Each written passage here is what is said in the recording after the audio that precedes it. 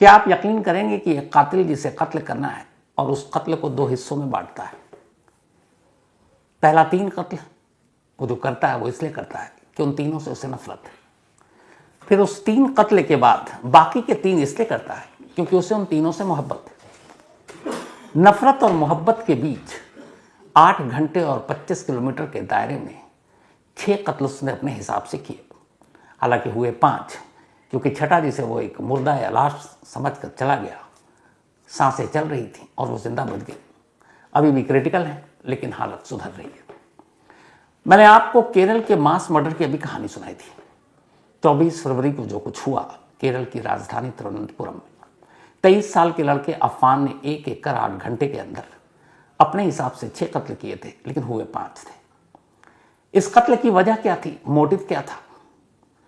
और इस कत्ल के बाद जब खुद कातिल पुलिस स्टेशन पहुंचकर पुलिस को बताता है कि मैं अभी 6 कत्ल करके आया हूं और शहर के 3 अलग अलग जगहों पर 3 अलग अलग घरों में मैंने ये सारे कत्ल किए हैं, उसकी इन बातों को सुनने के बाद जब पुलिस की टीम इन 3 अलग घरों में पहली बार दाखिल होती है तो उस घर का मंजर क्या था, उस घर में कहां कहां किस तरीके से वो लाशें रखी थी, उन लाशों के साथ क्या कहानी थी।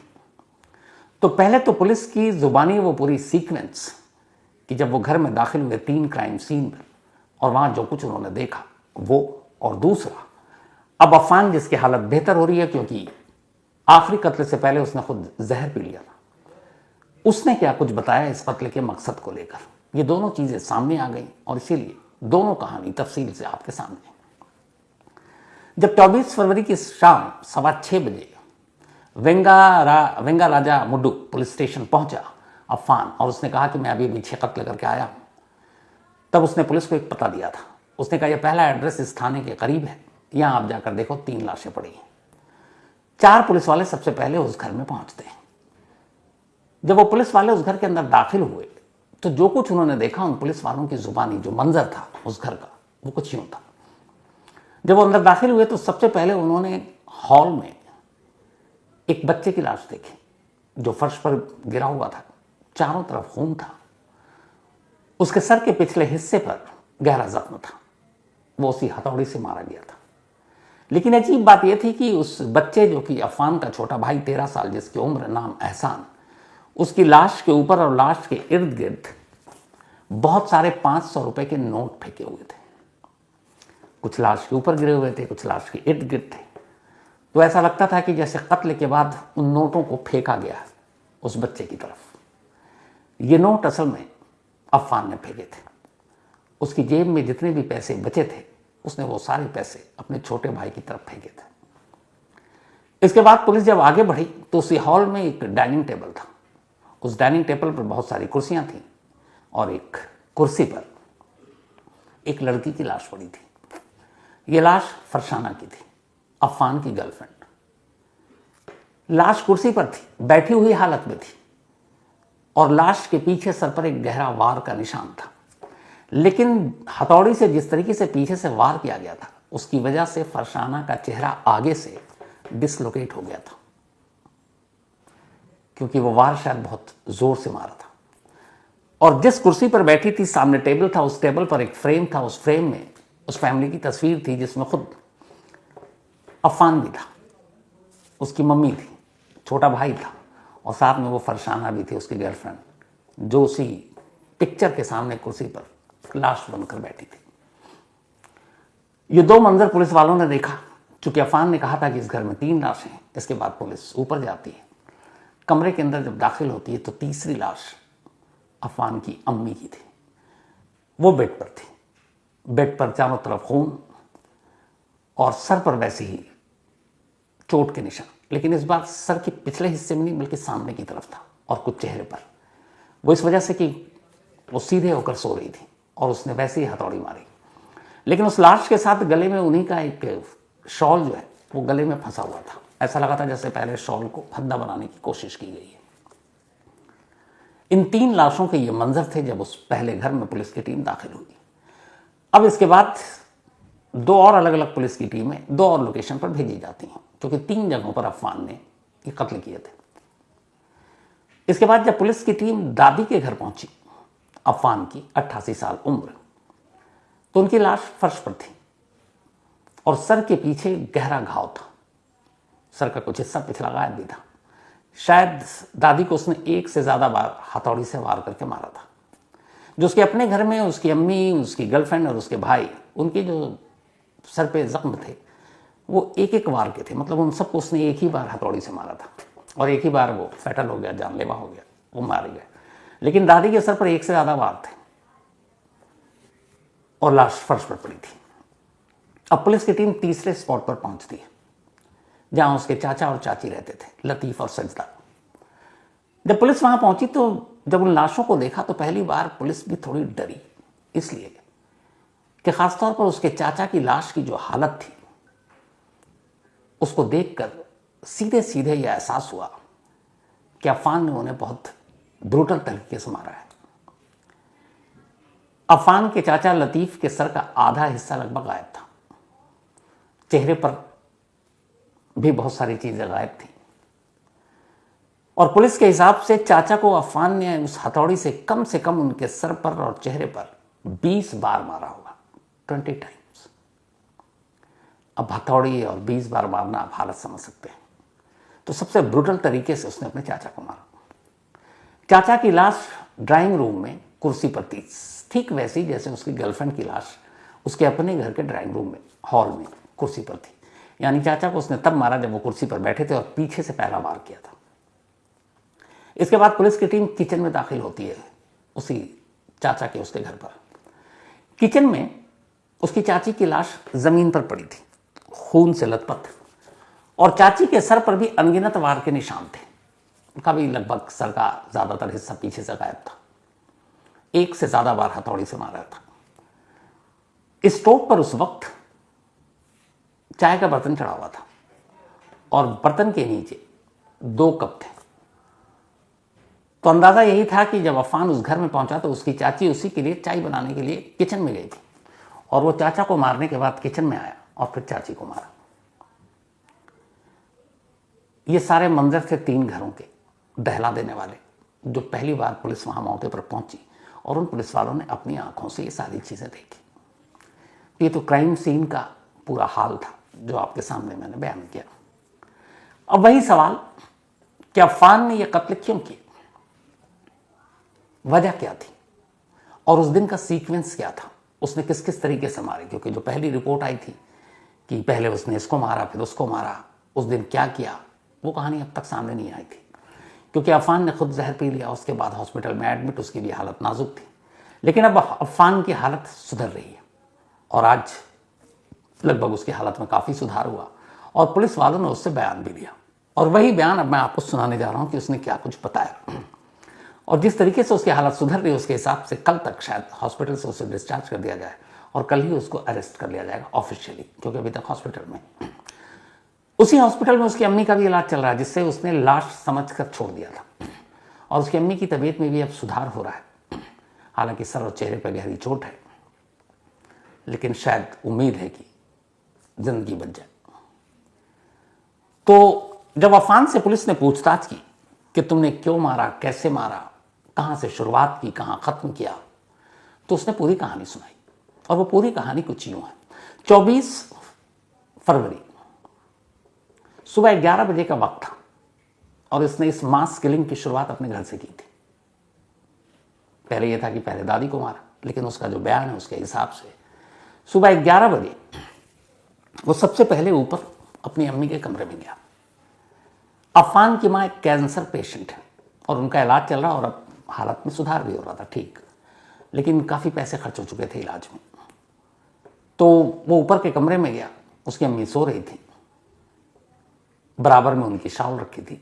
उसने वही शॉल उठाई और सोती हुई अपनी माँ के गले में डालकर अचानक फंदा कसना शुरू कर दिया। थोड़ी देर तक उसकी माँ छटपटाई और फिर शांत हो गई। अफान को लगा कि माँ मर चुकी है। उसने लाश वहीं बिस्तर पर छोड़ा, बाहर निकला, दरवाजे को बाहर से लॉक कर दिया और सीधे घर से बाहर चला गया। उसका छोटा भाई एहसान तब घर पर नहीं था, उसका एग्जाम था और वो स्कूल गया हुआ था। तो लगभग 11:15 के आसपास वो घर से बाहर निकला। घर से बाहर जाने के बाद वहाँ पर एक फाइनेंस कंपनी है, उनकी शॉप थी, वो वहाँ जाता है और एक कोई ज्वेलरी का छोटा सा टुकड़ा देता है और कहता है कि मुझे पैसे चाहिए। 1400 रुपये उसे मिलते हैं, 1400 रुपये। वो 1400 रुपये लेकर उस फाइनेंस कंपनी से बाहर निकलता है। इसके बाद वो 3 अलग अलग दुकानों पर जाता है। पहली दुकान से वो बैग खरीदता है, दूसरी दुकान से वो एक हैमर यानी हथौड़ी खरीदता है, और तीसरी दुकान से वो चूहे मारने वाली दवा वो खरीदता है। इन तीनों चीज़ों को बैग में डालकर अब वो वापस फिर घर लौटता है। अब तक लगभग दोपहर के 12 बज चुके थे। घर आने के बाद उसे लगता है कि एक बार माँ के कमरे में जाना चाहिए। वो दरवाज़ा खोलता है और माँ के कमरे में जाता है। बैग उसके हाथ में है, बैग में हथौड़ी भी है, बैग में पॉइजन भी है। जब माँ के कमरे में जाता है, माँ अब भी बेसुध है, लेकिन वो करीब से जब जाकर देखता है तो उसको एहसास होता है कि माँ की सांसें चल रही हैं। जैसे उसे ये एहसास हुआ, उसने बैग से हथौड़ी निकाली और सोई हुई माँ के सर पर दे मारा। एक ही बार मार किया। एक बार के बाद उसे लग गया जख्म देख करके अब बचने की उम्मीद नहीं है। वापस हथौड़ी बैग में रखता है, दरवाज़ा बंद करता है, नीचे उतर आता है। नीचे आने के बाद अब वो सीधे वहाँ से अपनी दादी के घर जाता है, जो करीब 20 किलोमीटर दूर है। दादी के घर जाने के बाद दादी उस वक्त अकेली थी। वहाँ दादी से कुछ देर बात करता है और फिर जैसे ही दादी मुड़ती है, बैग से वही हैमर निकालता है और दादी के सर पर पीछे से एक के बाद एक कई बार करता है।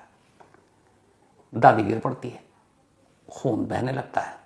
उसे एहसास हो चुका था कि अब दादी बचेगी नहीं। इसके बाद वो दादी के गले से उनका नेकलेस निकालता है, सोने का नेकलेस था। नेकलेस निकालने के बाद दादी का घर बाहर से बंद कर देता है। फिर अपनी बाइक पर बैठता है, वापस अपने घर की तरफ आता है और फिर एक वही फाइनेंस कंपनी जहाँ से उसने 1400 लिए थे, उसके दफ्तर पहुँचता है। वहाँ जाकर वो नेकलेस देता है। उस नेकलेस के एवज में उसे 74,000 रुपीज़ मिलते हैं। 74,000 रुपये में उसने बेचा। 74,000 लेकर वो वहाँ से निकलता है। उसने एक शख्स से कर्ज ले रखा था 40,000। उन 74,000 में से 40,000 वो उसे लौटा देता है जिससे उसने कर्ज लिया था। अब उसके पास बचे 34,000। इसके बाद वो बार में जाता है। बार में जाकर ड्रिंक करता है। ड्रिंक करने के बाद वहाँ से उठता है, फिर बाइक पर बैठता है और अपने चाचा लतीफ़ के घर की तरफ चल पड़ता है, जो लगभग वहाँ से जहाँ पे ये बार में था अराउंड 18-19 किलोमीटर होगा। जब चाचा के घर पहुँचता है तो चाचा और चाची घर में ही थे। चाचा के पास जाता है, उनसे बातचीत करता है। चाचा कुर्सी पर बैठे रहते हैं। वो अचानक मौका देखता है, चाची उसके लिए चाय बनाने के लिए किचन में जा चुकी थी। बैग से हथौड़ी निकालता और पीछे से चाचा के सर पर एक के बाद एक के बाद एक ही तरीके से मारता जाता है और उन्हें मारते ही वो तेज़ी के साथ अब किचन की तरफ जाता है। किचन में भी चाची की पीठ उसकी तरफ थी, चाय बना रही थी उसके लिए। उसी हथौड़ी से अब वो चाची के सर पर बेतहाशा वार करना शुरू कर देता है। फिर वापस आता है, चाचा को देखता है, चाची को देखता है, दरवाज़ा बंद करता है और वहाँ से निकल जाता है। इसके बाद फिर से बार में जाता है। बार में जाने के बाद ड्रिंक लेता है और फिर ड्रिंक लेने के बाद उसी बार से वो अपनी गर्लफ्रेंड फरसाना को फ़ोन करता है और कहता है कि तुम घर पर आकर मुझसे मिलो। फरसाना पड़ोस में रहती थी। फरसाना कहती है ठीक है मैं आती हूँ। उसके बाद ये बार से निकलता है, सीधे घर पहुँचता है। जब घर पहुँचता है तो फरसाना उसके थोड़ी देर बाद घर के अंदर दाखिल हो जाती है। फरसाना से वो कुछ देर बात करता है। अब उसका इरादा फरसाना को मारने का है, लेकिन तभी उसका छोटा भाई एहसान स्कूल से घर लौटा है। जैसे वो लौट आया उसने देखा, उसने एहसान को कुछ पैसे दिए और कहा कि ये जो तुम्हारा फेवरेट रेस्टोरेंट है, अरबियन फूड जहाँ मिलता है, उसका एक ख़ास नाम है, वो ले आओ और ऑटो से जाओ। उसको ऑटो का भी पैसे देता है। एहसान पैसे लेकर निकल जाता है। अब घर में अकेली फरसाना और अफान है। फरसाना चेयर पे बैठी होती है। इसके बाद वो हथौड़ा निकालता है और पीछे से कुर्सी पर बैठी फरसाना के सर पर एक ही बार जोर का करता है। एक ही बार में फरसाना का काम भी हो जाता है। थोड़ी देर के बाद अब उसका छोटा भाई वापस लौटता है। जब वो वापस लौटता है, हॉल में ही कुछ दूरी पर एक लाश पड़ी है कुर्सी पर। पता है अफान को कि अब उसके भाई की नज़र फरसाना की लाश पर पड़ेगी। अचानक वो उसे गले लगाता है, प्यार करता है और फिर हथौड़ी निकालकर पीछे से अपने भाई के सर पर एक जोर का वार मारता है। भाई फर्श पर गिर पड़ता है। लेकिन जब भाई घर में दाखिल हुआ और जब उसने फरसाना का कत्ल किया, उससे पहले वो एक और काम करता है। फरसाना को मारने के बाद अब वो घर में इंतजार कर रहा छोटे भाई का। जैसे ही उसका भाई आता है वो भाई को प्यार करता है, फिर बैग से वही चूहे मारने वाली दवा को निकालता है और वो जहर पी लेता है। जहर पीने के बाद अब वो अपने छोटे भाई को प्यार करता है दोबारा और फिर पीछे से उसके सर पर हथौड़ी मारता है। भाई एक ही बार में नीचे गिर गया। उसके जेब में अब भी कुछ 500 के वो नोट बचे हुए थे जो वो उस फाइनेंस कंपनी से नेकलेस बेच कर लाया था। वो सारे पैसे वो अपने भाई जहाँ पर उसकी लाश गिरी उसी के ऊपर यूं फेंक देता है। इसके बाद बाहर निकलता है, एक ऑटो पकड़ता है और वेंजारामुडू पुलिस स्टेशन चलने को कहता है। तब शाम के 6:15 बजे थे और वहाँ जाने के बाद जो पहला पुलिस अफसर मिला, डीएसपी थे वो, एक डिप्टी सुपरिटेंडेंट ऑफ पुलिस, उनको वो सारी बात बताता है। ये 24 फरवरी का पूरा सीक्वेंस था जो अफान ने बताया। जो क्राइम सीन था वो पुलिस ने बताया, जो मैंने आपको बताया। अब सवाल ये है कि उसने ये कत्ल क्यों किया। तो जो उसने वजह बताई वो ये कि उसके फादर सऊदी अरब के दम्माम शहर में बहुत लंबे वक्त से नौकरी कर रहे हैं, ठीक ठाक नौकरी थी, और पिछले 7 साल से तो वो इंडिया भी नहीं आए। दम्माम में उनके ऊपर काफ़ी कर्ज हो गया था, तो इरादा ये था कि यहाँ के कुछ प्रॉपर्टी और मकान ये सब बेचकर दम्माम का कर्ज उतार दे, तो फिर वो भी इंडिया आए। कुछ वक्त पहले पूरा परिवार यानी अफान, एहसान और उसकी अम्मी दम्माम गए थे। वहाँ अफान 6 महीने रहा, फिर लौट आया। इस दौरान में इसकी अम्मी को कैंसर डिटेक्ट हुआ, उसका इलाज चल रहा था और अम्मी अब ठीक हो रही थी। लेकिन पिता का कर्ज, इधर माली हालत ठीक नहीं, बीच में कोरोना आ गया, बहुत सारी दुश्वारियाँ। दादी के पास काफ़ी पैसे थे, दादी ने शुरू में मदद की। चाचा भी पैसों से ठीक ठाक। चाचा ने कुछ वक्त पहले इलाज के नाम पर और बाकी चीज़ों के नाम पर 1.5 लाख रुपए दिए थे अफान को। फिर उसने कुछ वक्त पहले मांगे पैसे। उसने कहा अम्मी के इलाज और बाकी चीज़ों के लिए, फिर अब्बू का कर्ज उतारना है, मदद कर दीजिए, बाद में हम धीरे धीरे लौटा देंगे। चाचा और चाची ने साफ मना कर दिया।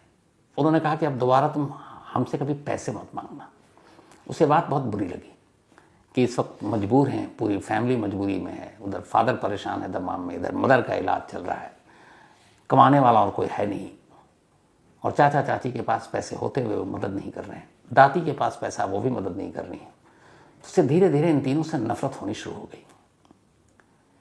फिर उसने तय किया कि लोग हमारे फैमिली की मदद नहीं कर रहे हैं, तो इन तीनों को मार दूंगा और मारकर खुद भी मर जाऊंगा, अपनी जान दे दूंगा। और यही इसकी प्लानिंग थी। लेकिन फिर इसे ख्याल आया कि अगर उन तीनों को मार देते हैं और वो खुद मर जाएगा, तो उसके बाद उसकी अम्मी, उसके छोटे भाई और उसकी गर्लफ्रेंड का ख्याल कौन रखेगा, क्योंकि वो इन तीनों से बेपनाह मोहब्बत करता था। तब उसने फैसला किया कि उन तीनों को तो मारूंगा नफरत की वजह से, पर इन तीनों को भी मार डालूंगा क्योंकि इनसे मोहब्बत है।